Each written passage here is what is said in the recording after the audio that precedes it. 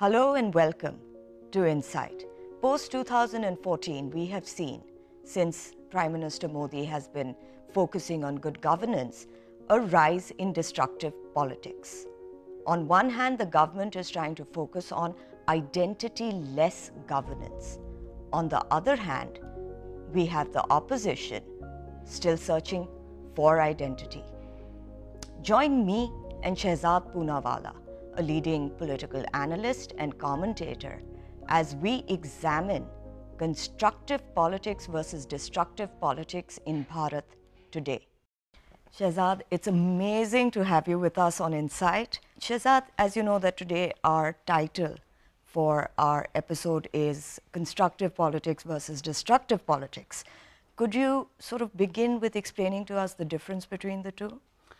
It's very simple. Of course, we're a democracy, a thriving democracy at that, and therefore there must be politics, there must be opposition. But constructive opposition is one that strengthens the arms of your country, and destructive politics is one that in the name of politics actually undermines your country. And I'll give you an example. Just before I was headed here, I believe Rahul Gandhi, who claims to be the opposition leader of India, has spoken to a former diplomat of America, Nicholas Burns, Yes. literally pleading for US intervention to uphold standards of democracy. Now, I don't have a problem with Rahul Gandhi doing Modi Virod, but when Modi Virod descends into Desh Virod, I think that's the fine line between constructive politics and destructive politics. We can't really avoid identity in polity, not just in India, but anywhere else in the world. How do you see us dealing with that? You see, identity politics is fine, and I guess it is part of the political aspirations of various communities to be galvanized on the platform of identity, or to even evoke their identity to seek political space. But how are those identities going to be used? Are they going to be used to divide people? The Britishers divided us and ruled over us, and therefore divide and rule comes from there. तो क्या बांटने की राजनीति की जाएगी identity के नाम पर या जोड़ने की राजनीति के? I'll give an example. The RSS has been working to create a pan-Indian identity. That's a politics based on identity, but they have tried to galvanize and unite people on a larger platform of identity, have tried to invoke a sense of nationalism amongst citizens, and that is how you can use identity either to unite. And what has the Congress done? The Congress party, unfortunately, or the ilk that the Congress belongs to, the so-called secular ilk, they have been using identities to divide people, particularly the Hindu society. Either it's on the basis of caste, either it's on the basis of tribals, non-tribals. I just heard recently the Jharkhand CM make a huge claim, Hemant Soren, that tribals are not Hindus. So why is he doing that? He's doing that perhaps because he wants to divide Hindu society, and on the other hand, you have Mamata Banerjee making an appeal yesterday in a rally that all the Muslims should unite to vote for me. So the idea, the political strategy is to divide the Hindu society on the lines of identities, caste identities, tribal, non-tribal identities, and to unite their vote bank and to play this kind of political game, but in the process it divides India. And therefore I don't have a problem with identities per se, but what kind of identities and how is it used? That is the fundamental question. What is the politics of the subaltern? To divide castes and communities, to do khand देश के भी खंड करने की कोशिश की जाती है कुछ लोगों के द्वारा, and now it is also about the people of India. So you say most backward, less backward, then you have scheduled castes, scheduled tribes, which is obviously constitutionally ordained, but even within that, when you keep dividing people, I think the idea is that there should never be a pan-national identity that must emerge, and people should feel a sense of oneness. And I think that is harmful and destructive for the country. Maybe very beneficial for those politicians, but very harmful for the country. Correct. But since 2014 maybe, we've seen a change in politics where it's almost like good governance is trumping over everything else. Right. I don't know if you agree with me or not, but if that is the case, do you think that identity politics is changing in India? You see, it's not going to change overnight. No. But the attempt has been, and I see this attempt being made consciously by the Prime Minister particularly, is to dissolve all smaller identities into one larger identity of being Indian. Correct. And let me give an example of this. For the largest time, the narrative we've heard in this country is that the Prime Minister and his government does not have the welfare of the scheduled castes and scheduled tribes in his heart. And we've seen anti-Dalit protests, we've seen the Rohit Vemula issue being politicized heavily, we've seen other communities, they're trying to incite them. But what has been the electoral data over the last 5 years, 6 years? The Bharatiya Janata Party has done phenomenally well, in fact better amongst the SC/ST seats and the SC/ST communities than compared to the other communities, which means certainly they're doing something right. Correct. Certainly distinctions are not being made in government schemes. They keep saying that this government is anti-Muslim. I asked them as an Indian Muslim, can you show me one policy of this government, one policy statement of Prime Minister Narendra Modi where he is distinguished between Mohit and Muhammad, where he is distinguished between Sultana and Shilpa? Does Sultana not get a gas cylinder just like Shilpa? Does the LED bulb not reach Mohit's house and Muhammad's house? What has he distinguished between? Has he seen that, oh, because you wear a skull cap or because you wear a sherwani, you will not get a particular scheme?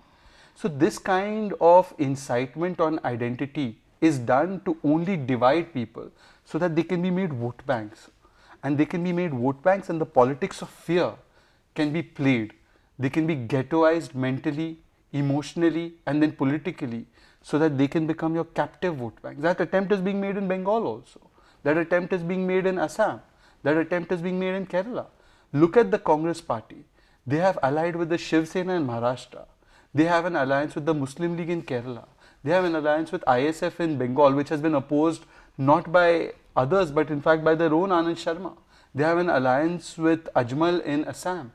Which of these parties would fit in the so-called definition of secular of the Congress party itself, or what it tries to espouse? Yet it does alliances with these parties based on mere political convenience, and it lectures others about playing identity politics, playing the Hindutva card, so on and so forth. So this is the kind of hypocrisy that these certain political parties have, but their intention is to divide people of India politically, mentally and emotionally. And I think that is a harmful politics. It is changing. It is changing. Today the scheduled caste community, the scheduled tribe community, they are voting for Narendra Modi not because he has come up with the constitutional scheme of reservation, but he has gone beyond reservation and has given them aspiration. For 50 years, 60 years, all we did was we told these communities, you are backward, you remain backward, give us your vote, we will give you this lollipop of reservation. For the first time today, they are getting affirmation and aspiration. And that is coming from Narendra Modi. Why is it coming from this government? It is coming because today Narendra Modi is telling them, become Atmanirbhar. Don't rely on the state as a sarkar, but rely on a state as a service provider. And the state as a service provider is empowering communities. Today a Muslim can start his own business, become the richest man of this country. Today the people who are so-called backward classes can empower themselves, take a loan, start a business and make their mark, as opposed to being confined to a reservation-based government job all their life. And I think that is what all communities, all Indians want. They want empowerment, not a bone thrown at them in the name of reservation. But could you also then clarify what you mean by when you say empowerment? What is the sort of electoral and political incentive that people have to limit it from becoming empowerment? I'll give you an example. Empowerment cannot mean that I will make you see some community as your opponent and then get votes from you. The Muslims have been constantly told that Hindus, particularly in the shape and size of the RSS, are coming after you. So don't expect anything from us. Don't expect we will give you schools. Don't expect we will give you roads. Don't expect anything from us except that we will keep you safe from this bad demon called the RSS. And for 50 to 60 years, all that those who have called themselves secular have done to the Muslims is that they've kept them poor, they've kept them ghettoized, they've made them live in the worst conditions in so-called minority concentration districts, they have given them no formal or modern education, they have confined them to madrasas, and they have told them that you at least have your identity safe, and that is because of us. Don't ask for anything else, or else you will be at the wherewithal of the RSS. Today, the Sachar Committee report, I celebrate that report simply because it is a legacy of what these so-called secular parties have done for Muslims. It is a living document and testament that Muslims should read and should then realize who are the real enemies of the Muslim community. They must realize that the poorest and the Muslims in the worst conditions live not in Gujarat but in Bengal.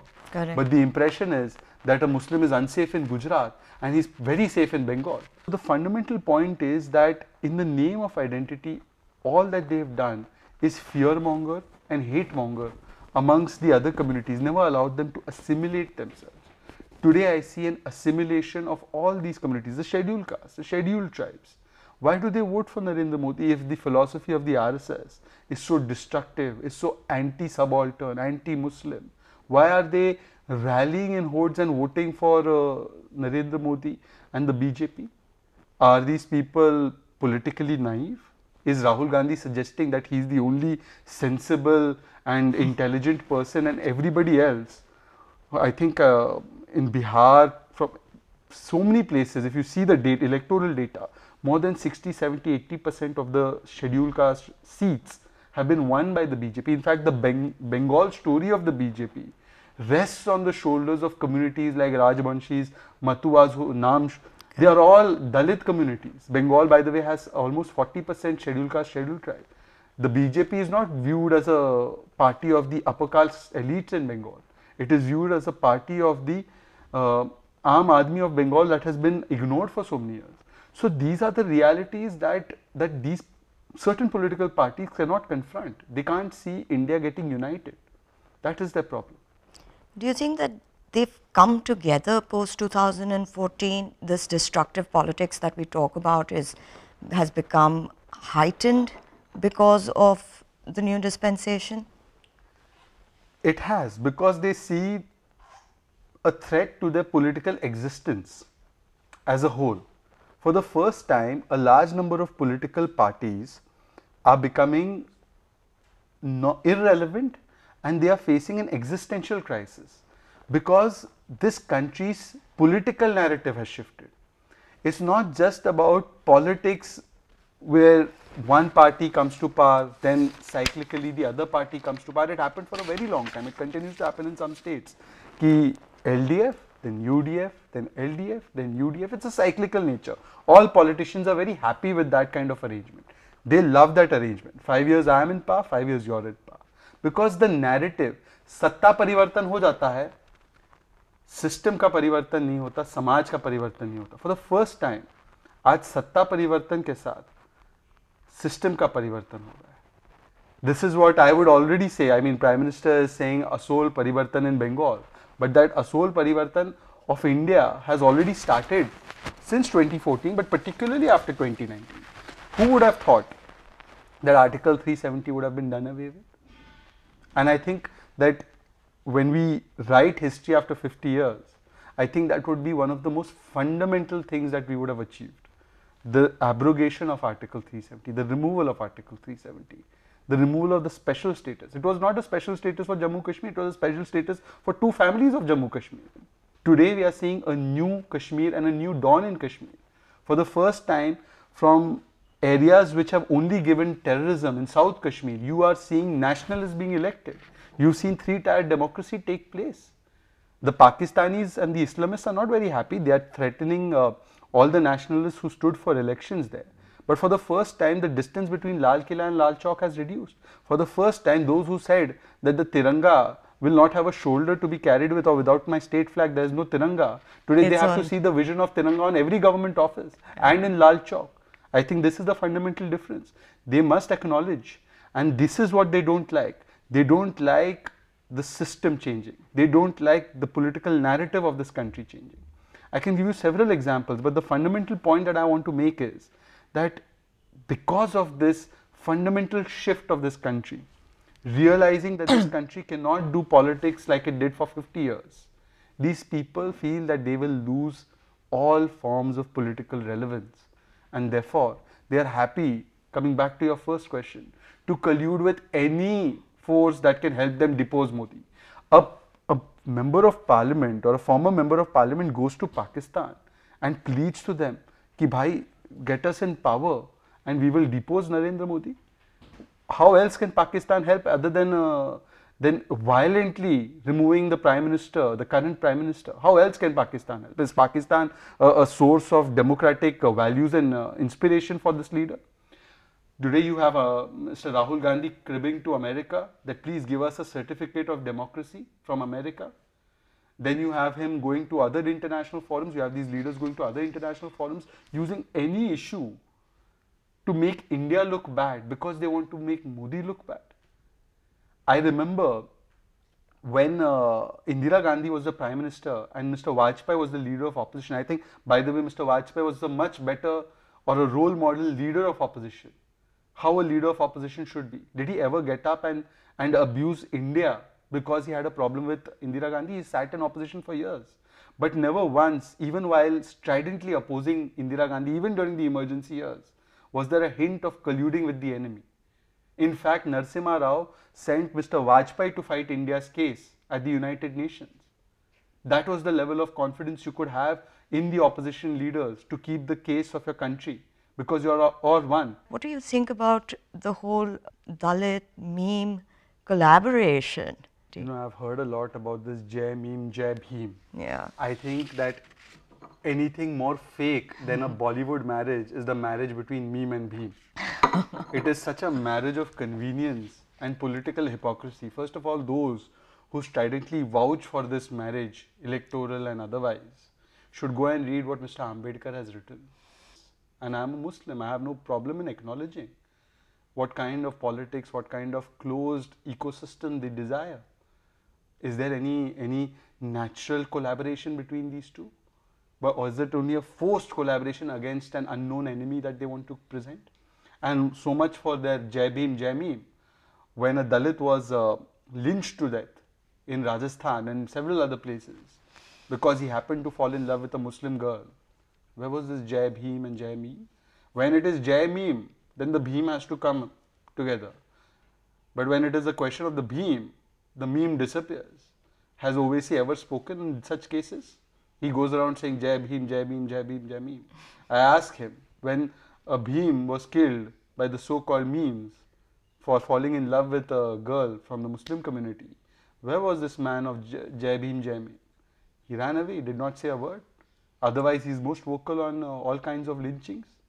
He is happy to label India as Lynchistan. So, you know, this kind of, and Jai Bhim, Jai Meme is another interesting aspect. If you put all these communities together, I think even the OBCs, the SC, ST, Muslim community, they would amount to more than 65-70% of this country. How many times the Prime Minister has come from this community in the Congress years? Can anybody elaborate? Has the Congress ever made a scheduled caste Prime Minister? No. Scheduled tribe Prime Minister? No. Muslim Prime Minister? No. When was the last OBC Prime Minister made by the Congress party? No. Prime Ministership is not reserved either for meme or for Bhim. It is reserved for one parivar who wants to exploit meme and Bhim, use them as the two wheels of his political vehicle. And here the RSS, which is supposed to be, the BJP is supposed to be the Banya Brahmin party. The RSS is supposed to be only of a certain kind of high thinking Brahmins. I come from Pune, from where they were born. Well, they have pushed the case of a Prime Minister who happens to be from one of the most backward classes of Gujarat. He's an OBC.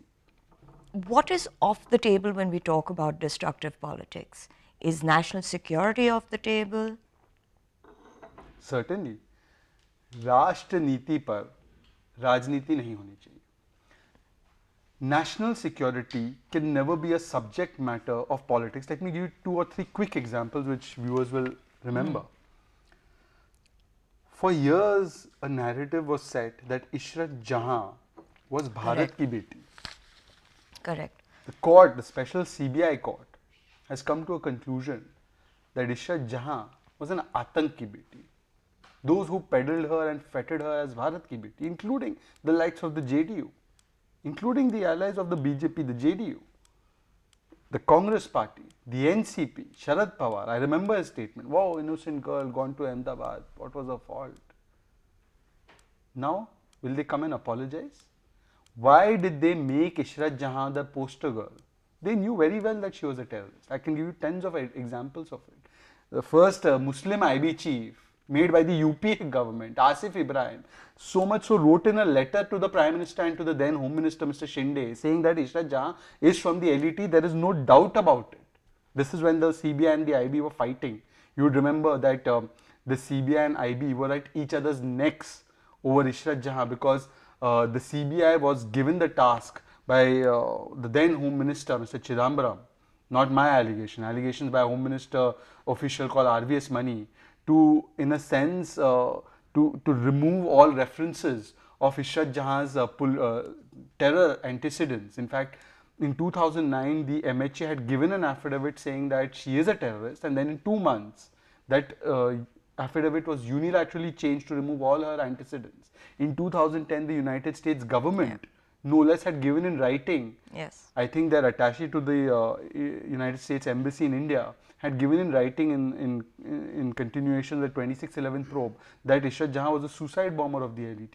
The LET in its Ghazwa Times, in its own publication, had published this.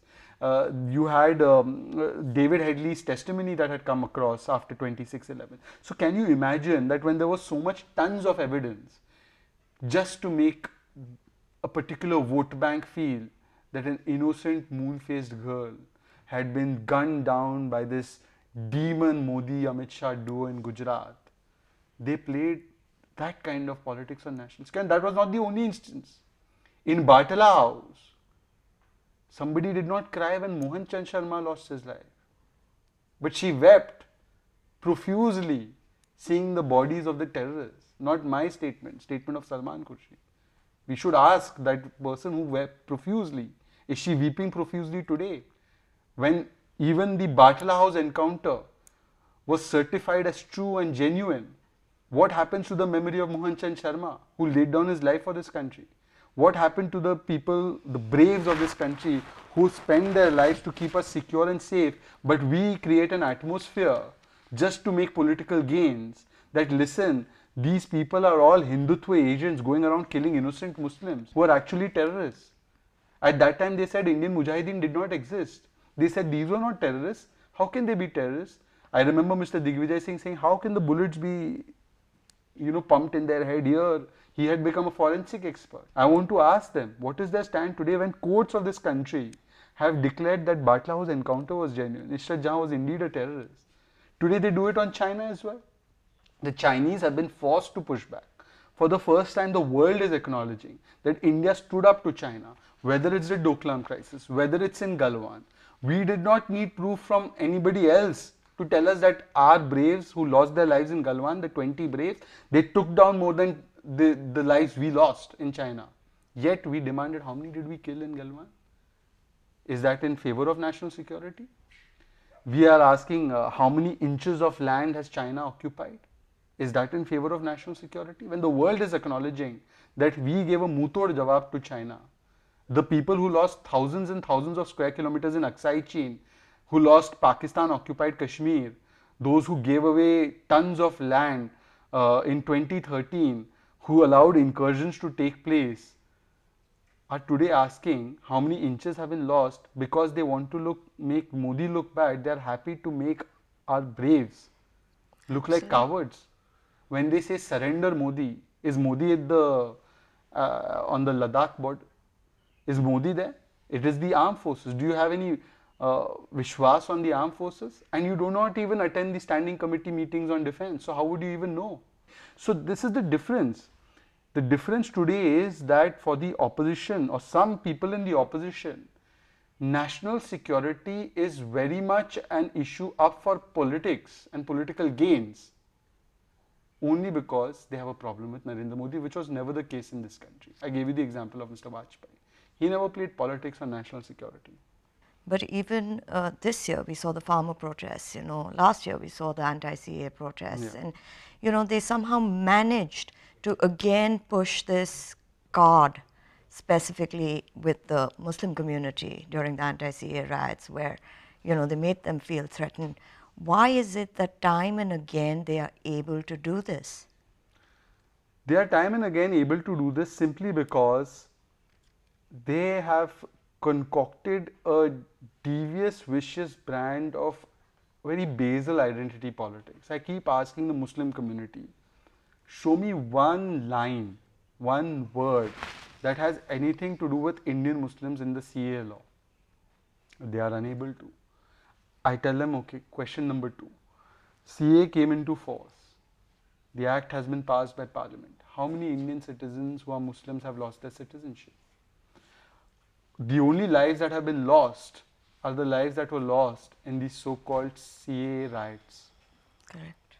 The only lives and property that has been lost in those riots, whether it's Delhi riots, 53 Indians lost their lives. Even there, they counted the body bags and they made it seem like it was an act of Islamophobia. They went all the way abroad to complain. They wrote articles in papers in the Middle East, perhaps at $500 a piece.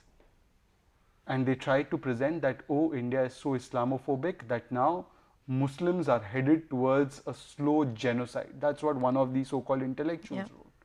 That now we have become a Nazi Germany where Muslims are being pushed into concentration camps. Delhi riots is one example. What happened about Dilbar Negi? Was he a Muslim? Was Mr. Ratan Lal a Muslim? Was Ankit Sharma stabbed more than 50 times? Was he a Muslim? The most brutal attacks took place on the Hindu community too. And the culprits of Akbari Begum are also in jail. They have also been charge sheeted. There are equal number of charge sheets between against Hindus and Muslims by the same Delhi police. So today, if this was indeed a Hindutva police or a Hindutva administration pursuing an Islamophobic agenda, why are the murderers of Akbari Begum in jail? Why are there equal number of charge sheets against Hindus and Muslims in Delhi riots cases? But to continue to perpetrate this politics of fear, ghettoization and othering, that the Hindus are your enemies. This is the worst myth that they can perpetrate. And such anti-Hindu phobia narratives that look what they're doing with the CA. They will all come, they will take away your friendship, they'll take away whatever you have. And these are the same people. And I ask them, if you are such humanists, you are such humanitarians, you bat for Rohingyas to come and stay in Bengal. But what is visible to you, the plight of the Hindus in Pakistan, the plight of the minorities in Bangladesh and in Pakistan, shouldn't we give them any succor as a nation that upholds values of freedom and liberal democracy? And this was something that Mahatma Gandhi advocated. Was Mahatma Gandhi a bigot too? Manmohan Singh in 2003 advocated this. Was he a bigot too? Hum kare to chamatkar, tum karo to gunegar. This is their playbook. What would you say that the youth in India needs to do to ensure that they're not used as political fodder? So when I speak to people of my age and slightly younger to me, I explain to them, and they are also perturbed with the kind of narrative because they don't believe in it. They may see a representation of it, it is hyped up more than it is actually existing. Because if you see election after election, it's not working. I mean, who voted in Bihar? Young people, right? We were told that one youngster had huge rallies in Bihar, whose father is in jail. We were told that he is the next chief minister, the next thing, the big thing. Yeah. Well, what happened in Bihar? I'll tell you what is the problem. The problem is, सत्ता परिवर्तन हुआ है, पर structural परिवर्तन अभी नहीं हुआ है. यहाँ पर बाबूलाल वैष्णव को राजस्थान में एक हिंदू साधु थे, उनको जलाकर मार दिया गया राजस्थान में, so called secular state. Palghar में 2 साधुओं को पीट कर मार दिया गया. It's going to be 1 year on 16th April. There was an attack on a Naga sadhu in Chhattisgarh.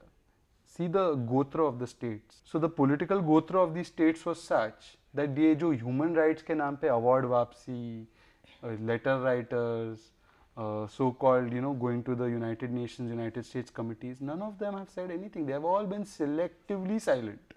And then one incident takes place in some train. Articles and articles are written in United States publications, and then an article is written that India is no longer a secular democracy, and then some reports are manufactured to say today we are partly free, today we are 90% free, today we are 40% free, today we are electoral autocracy. But when these people were killed, lynched, brutally murdered, they happened to be Hindus, at least as per their religion.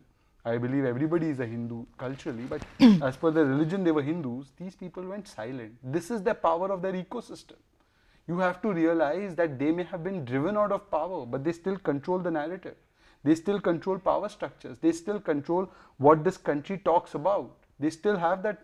They still have prominent positions in the bureaucracy, in the intellectual space, in the media, and in a large number of attempts are being made. Attempts are being made to change that status quo. I see very strident attempts being made.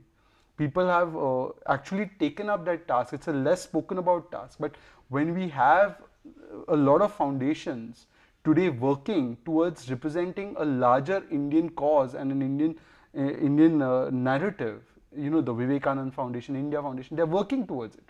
But have we been able to purge this kind of bias that exists in the intellectual media and other spaces yet? No. We were told for 50 years Aurangzeb restored temples. That's what was told in the NCERT textbook. Where is the proof? So they continue to control the narrative. And till the time these people, they've been well fed and kept patronized, continue to be patronized. Till the time these people are not purged along with their political parties, then we will still continue to see this attempt being made to युवाओं को भटकाने के लिए, लोगों को भटकाने के लिए. Is democracy positioned, in a way where the opposition has to oppose everything that the government does? There is no problem with opposition in a democracy, especially like ours. And democracy has not come to us as a gift from the British. Some Western educated Anglophiles may feel that way, particularly those who try to model this country on the Western philosophies when it comes to secularism. Democracy हमारी रगों में है. Democracy is in the DNA of the Indian people. You pick up the Vedas, pick up the Rig Veda, you pick up any kind of Indian text, you will find democracy thriving and existing as a concept right from that age. So we don't need to be taught democracy. This is the same country when the Ghats of Banaras, people went and spoke against the so-called religious order, and they were also worshipped, they were also praised, they were also hailed. This is the sense of opposition space that this country concedes to, that you believe in my philosophy, come and sit next to me. You don't believe in my philosophy, come and sit next to me. We didn't need Voltaire to teach us this. But unfortunately, when opposition is transmutated as obstruction, an obstruction not for the growth of a political party or a political personality, I have no interest in that. Mr. Modi's continuation as the Prime Minister is not what this country is talking about. But in an attempt to stop Mr. Modi from becoming the Prime Minister, will you stop the growth and progress of this country? Will you stop the success story of this country? Will you make this country look bad merely because you want to defeat a political candidate? That is the fundamental problem. No problem with opposition in a democracy. राजनीति करो पर राष्ट्र नीति की कीमत पर नहीं. देश हित के ऊपर दल हित कभी नहीं हो सकता, और परिवार हित तो होना ही नहीं चाहिए. So I would urge those people in politics that do your opposition, but love your country too, because patriotism is about opposing the government, never the country. That's well said, Shehzad. Thank you so much for joining us today. Pleasure.